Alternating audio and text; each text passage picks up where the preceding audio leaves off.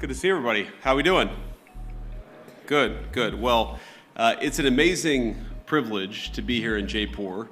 I'm thrilled to address the Ananta Center's India-US Forum, and I'm thrilled to have you all here with me. Thanks to all of you, the business leaders, decision makers, and of course the students for being here. And thanks to our great team at the U.S. Embassy for everything that you guys do for our country. In the United States, we're proud of the deep connection between our nations, between India and the United States. Prime Minister Modi, as most of you probably know, was one of the first visitors welcomed into the Oval Office during President Trump's second term. And like President Trump, the Prime Minister inspires remarkable loyalty because of the strength of his belief in his people and in his country. Now, we're so grateful for Prime Minister Modi's hospitality as well as the reception that he and everyone else in this country have given us on this first trip for me to India. This is my first time visiting the birthplace of my wife's parents, and she's, of course, in the front row there. There you are, Usha. Thank you. She's a bit of a celebrity, it turns out, in India, I think more so than her husband. But I haven't been here long, but already I've been fortunate enough to visit the Akshardham Temple. Did I pronounce that right, honey? I did okay? All right. With my family this morning, as a matter of fact. And last night, Prime Minister Modi welcomed me, Usha, and our 3 small children at his beautiful home. I've been amazed by the ancient beauty of the architecture of India, by the richness of India's history and traditions, but also by India's laser-like focus on the future. And those things, I think this appreciation for history and tradition and this focus on the future is very much something that I think animates this country in 2025. Now, in other countries I've visited, it sometimes feels like there's a flatness, a saneness, a desire to just be like everyone else in the world. But it's different here. There's a vitality to India, a sense of infinite possibility, of new homes to be built, new skylines to be raised, and lives to be enriched. And there's a pride in being Indian, a feeling of excitement about the days that lie ahead. Now, it's a striking contrast with too many in the West, where some in our leadership class seem stricken by self-doubt and even fear of the future. To them, humanity is always one bad decision away from catastrophe. The world will soon end, they tell us, because we're burning too much fuel, or making too many things, or having too many children. And so, rather than invest in the future, they too often retreat from it. Some of them pass laws that force their nations to use less power. They cancel nuclear and other energy generation facilities, even as their choices, the choices of these leaders, lead to more dependence on foreign adversaries. Meanwhile, their message to their friends, to countries like India, is to tell them that they're not allowed to grow. Well, President Trump rejects these failed ideas. He wants America to grow, he wants India to grow, and he wants to build the future with our partners all over the globe.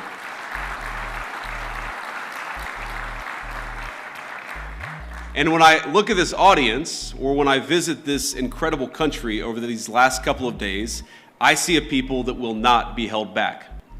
Now, the most profound responsibility I believe that all of us have is not to ourselves, but to the next generation, to make sure we leave them with a better society than the one that our parents and our grandparents gave us.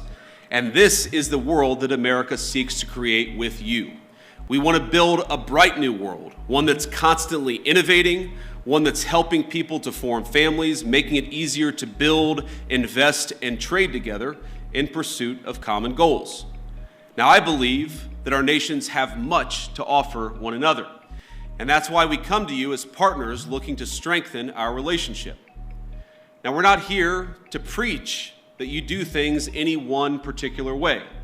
Too often in the past, Washington approached Prime Minister Modi with an attitude of preachiness, or even one of condescension. Prior administrations saw India as a source of low-cost labor on the one hand, even as they criticized the Prime Minister's government, arguably the most popular in the democratic world, and as I told Prime Minister Modi last night, he's got approval ratings that would make me jealous. But it wasn't just India. This attitude captured too much of our economic relationship with the rest of the world.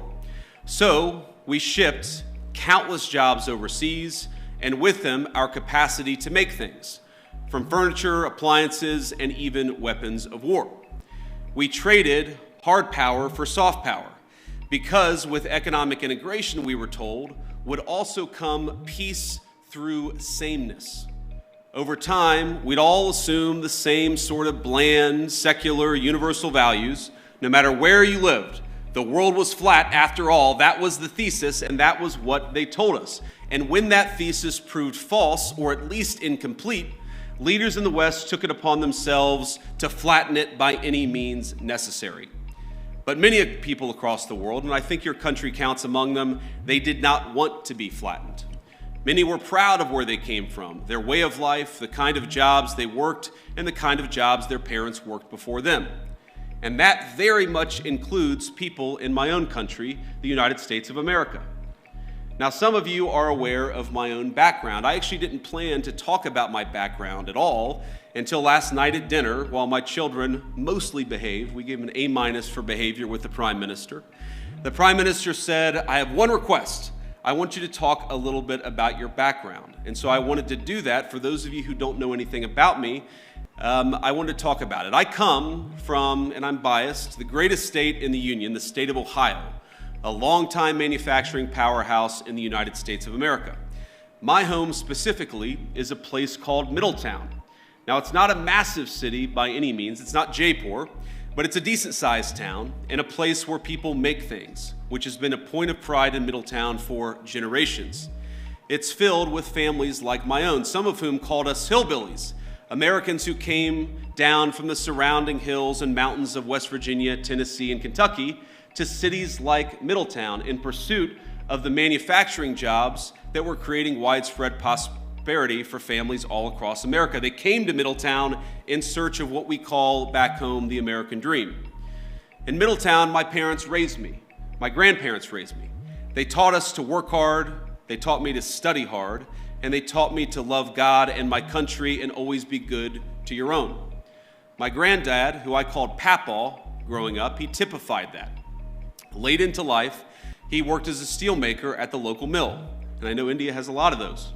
Papaw's job gave him a good wage, stable hours, and a generous pension. All that allowed him to support not just him and my grandmother, but his own daughter and grandkids with him. Now, by the time I came around, money was awfully tight, but he worked hard to make a good living for all of us. Now, I know Papaw and Mamaw were grateful for the way of life their country made possible. Their generation bore witness to the formation of America's great middle class. And by creating an economy centered around production, around workers who build things, and around the value of their labor, our nation's leaders then transformed their country and made thousands of little Middletowns possible. The government supported its labor force. We created incentives for productive industries to take root and struck good deals with international partners to sell the goods made in the United States of America. But as America settled into world historic prosperity it generated, our leaders began to take that very prosperity and what created it for granted. They forgot the importance of building, of supporting productive industry, of striking fair deals, and of supporting our workers and their families. And as time went on, we saw the consequences. In my hometown, factories left, jobs evaporated, America's middle towns ceased to be the lifeblood of our nation's economy. And the United States, as it became transformed, those very people, the working class, the background of the United States of America, were dismissed as backwards for holding on to the values their people had held dear for generations. Now, Middletown's story is my story, but it's hardly unusual in the United States of America.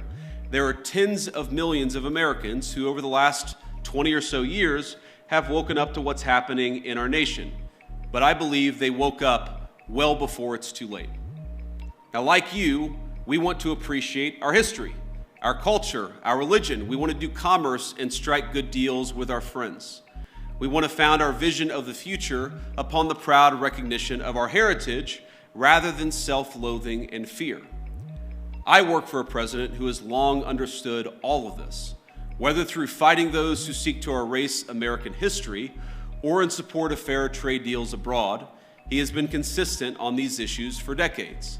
And as a result, under the Trump administration, America now has a government that has learned from the mistakes of the past.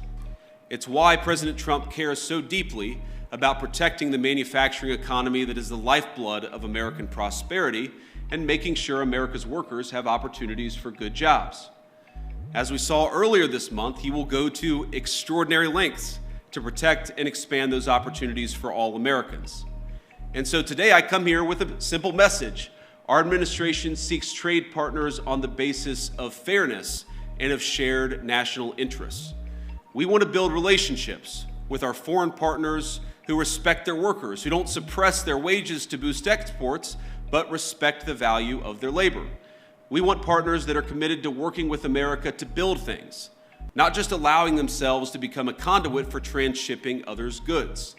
And finally, we want to partner with people and countries who recognize the historic nature of the moment we're in, of the need to come together and build something truly new, a system of global trade that is balanced, one that is open, and one that is stable and fair.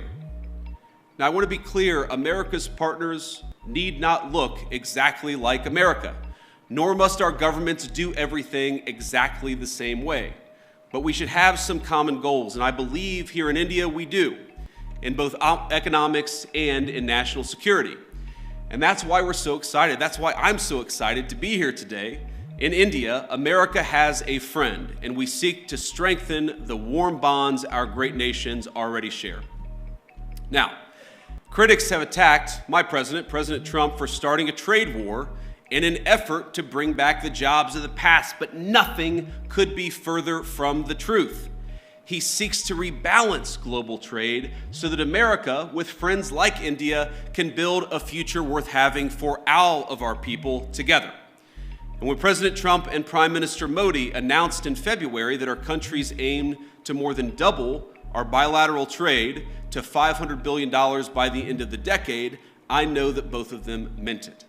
And I'm encouraged by everything our nations are doing to get us there. As many of you are aware, both of our governments are hard at work on a trade agreement built on shared priorities, like creating new jobs, building durable supply chains, and achieving prosperity for our workers. In our meeting yesterday, Prime Minister Modi and I made very good progress on all of those points. And we are especially excited to formally announce that America and India have officially finalized the terms of reference for the trade negotiation. I think this is a vital step. Thank you.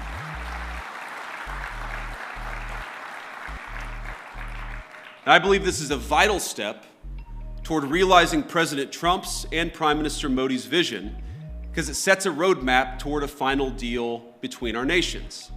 I believe there is much that America and India can accomplish together. And on that note, I want to talk about a few areas of collaboration today, how India and the United States can work together. First, perhaps most importantly, to protect our nations. Second, to build great things. And finally, to innovate the cutting-edge technologies both our countries will need in the years to come. Now, on defense, our countries already enjoy a close relationship, one of the closest relationships in the world.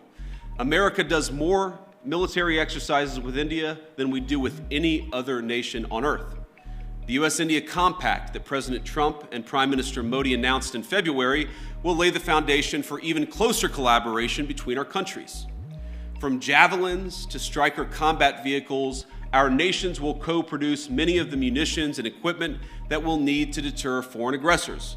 Not because we seek war, but because we seek peace, and we believe the best path to peace is through mutual strength.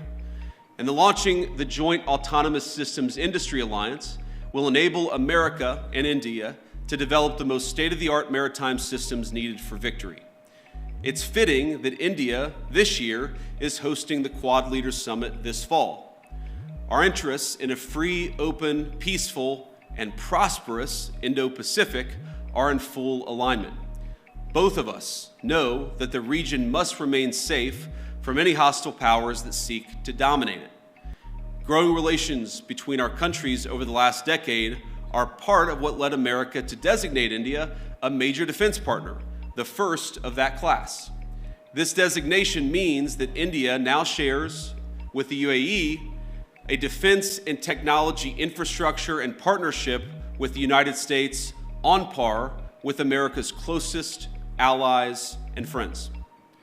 But we actually feel that India has much more to gain from its continued defense partnership with the United States, and let me sketch that out a little bit. We, of course, want to collaborate more. We want to work together more, and we want your nation to buy more of our military equipment, which, of course, we believe is the best in class. American fifth-generation F-35s, for example, would give the Indian Air Force the ability to defend your airspace and protect your people like never before. And I've met a lot of great people from the Indian Air Force just in the last couple of days. India, like America, wants to build, and that will mean that we have to produce more energy. It's more energy production and more energy consumption. And it's one of the many reasons why I think our nations have so much to gain by strengthening our energy ties.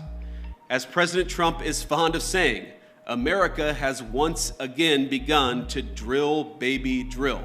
And we think that will inure to the benefit of Americans, but will also benefit India as well. Past administrations in the United States of America, I think motivated by a fear of the future, have tied our hands and restricted American investments in oil and natural gas production. This administration recognizes that cheap, dependable energy is an essential part of making things and is an essential part of economic independence for both of our nations. Of course, America is blessed with vast natural resources and an unusual capacity to generate energy, so much that we want to be able to sell it to our friends like India. We believe your nation will benefit from American energy exports and expanding those exports. You'll be able to build more, make more, and grow more, but at much lower energy costs. We also want to help India explore its own considerable natural resources, including its offshore natural gas reserves and critical mineral supplies. We have the capacity and we have the desire to help. Moreover, we think energy co-production will help beat unfair competitors in other foreign markets. But India, we believe, can go a long way to enhance energy ties between our nations. And one suggestion I'd have is maybe consider dropping some of the non-tariff barriers for American access to the Indian market. Now, I've talked about this, of course, with Prime Minister Modi. And look, President Trump and I know that Prime Minister Modi is a tough negotiator. He drives a hard bargain. It's one of the reasons why we respect him. And we don't blame Prime Minister Modi for fighting for India's industry. But we do blame American leaders of the past for failing to do the same for our workers. And we believe that we can fix that to the mutual benefit of both the United States and India. Let me give an example. American ethanol, we believe made from the finest corn in the world, can play a tremendous role in enhancing our partnership. And I know our farmers would be delighted to support India's energy security ambitions. We welcome the Modi government's budget announcement to amend India's civil nuclear liability laws, which currently prevent U.S. producers from exporting small modular reactors and building larger U.S.-designed reactors in India. There's much that we can create, much that we can do together. We believe that American energy can help realize India's nuclear power production goals, and this is very important, as well as its AI ambitions. Because as the United States knows well, and I know that India knows well, there is no AI future without energy security and energy dominance. And that brings me to my final point of collaboration. I believe that the technological collaboration between our countries is going to extend well beyond defense and energy. The U.S.-India Trust Initiative that President Trump and Prime Minister Modi have launched will be a cornerstone of the partnership in the future. It'll build on billions of dollars of planned investments that American companies have already announced across India. In the years to come, we're going to see data centers, pharmaceuticals, undersea cables, and countless other critical goods being developed and being built because of the American and Indian economic partnership. And I'll say it again, I think that our nations have so much to gain by investing in one another. America investing in India, and of course, India investing in the United States of America. And I know that Americans, our people, are excited about that prospect, and that President Trump and I are looking forward to stronger ties. Americans want further access to Indian markets. This is a great place to do business, and we want to give our people more access to this country. And Indians, we believe, will thrive from greater commerce from the United States. This is very much a win-win partnership. It certainly will be far into the future. And as I know this audience knows better than most, neither Americans nor Indians are alone in looking to scale up their manufacturing capacity. The competition extends well beyond cheap consumer goods and into munitions, energy, infrastructure, and all sorts of other cutting-edge technologies. I believe that if our nations fail to keep pace, the consequences for the Indo-Pacific, but really the consequences for the entire world will be quite dire. And this, again, is where India and the United States have so much to offer one another. We've got great hardware, the leading artificial intelligence hardware in the world. You have one of the most exciting startup technology infrastructures anywhere in the world. There's a lot to be gained by working together. And this is why President Trump and I both welcome India's leadership in a number of diplomatic organizations, but of course in the Quad. We believe a stronger India means greater economic prosperity, but also greater stability across the Indo-Pacific, which is of course a shared goal for all of us in this room, and is a shared goal for both of our countries. Now, I want to close with one last story, or maybe a couple of stories. So, you know, my son Ewan is 7 years old. He's our firstborn son. And yesterday, after we had dinner at the Prime Minister's house, the food was so good, and the Prime Minister was so kind to our three children, that Ewan came up to me afterwards and he said, "Dad, you know, I think maybe I could live in India." But I think after about 90 minutes in the Jaipur sun today at the Great Palace, he suggested that maybe we should move to England. So you take the good with the bad here. But I want to talk about Prime Minister Modi because I think he's a special person. I first met Prime Minister Modi at the AI Action Summit in February, and we had a lot of important discussions on AI and other policies to prepare for. The Prime Minister also managed to figure out that my son Vivek was actually turning 5 years old on the trip. This was in Paris just a couple of months ago. So think about this. Amid a huge international policy conference, he took the time to stop by where I was staying, wish our second son, Vivek, a happy birthday, and even bring him a gift. Ush and I were both genuinely touched by his graciousness, and we've been even more impressed by his warmth since we arrived in India. Now, it's interesting. Some of you may know that when you're a politician, your kids spend almost as much time in the limelight as you do, and the great things about kids is they are brutally honest. They're brutally honest with everybody, whether you want them to be or not. And our 7-year-old, our 5-year-old, and then our 3-year-old baby girl, Mirabelle, it's interesting. They've only really attached themselves to, they've only really liked, I should say, they've only really built a rapport with two world leaders. The first, of course, is President Trump. He just has a certain energy about him. But Prime Minister Modi, it's the exact same thing. Our kids just like him. And I think that because kids are such good, strong of characters, I just like Prime Minister Modi too. And I think it's a great foundation for the future of our relationship.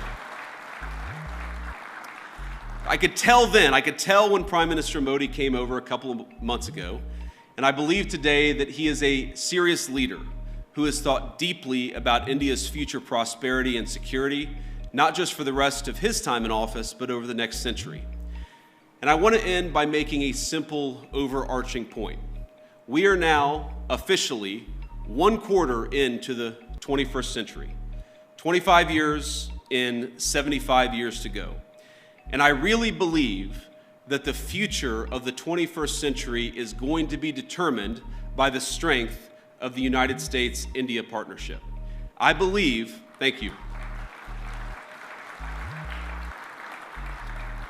I believe that if India and the United States work together successfully, we are going to see a 21st century that is prosperous and peaceful. But I also believe that if we fail to work together successfully, the 21st century could be a very dark time for all of humanity. So I want to say, it's clear to me, as it is to most observers, that President Trump, of course, intends to rebalance America's economic relationship with the rest of the world. That's going to fundamentally will cause profound changes within our borders in the United States, but of course with other countries as well. But I believe that this rebalancing is going to produce great benefits for American workers. It's going to produce great benefits for the people of India. And because our partnership is so important to the future of the world, I believe President Trump's efforts, joined of course by the whole country of India and Prime Minister Modi, will make the 21st century the best century in human history. Let's do it together. God bless you, and thank you for having me.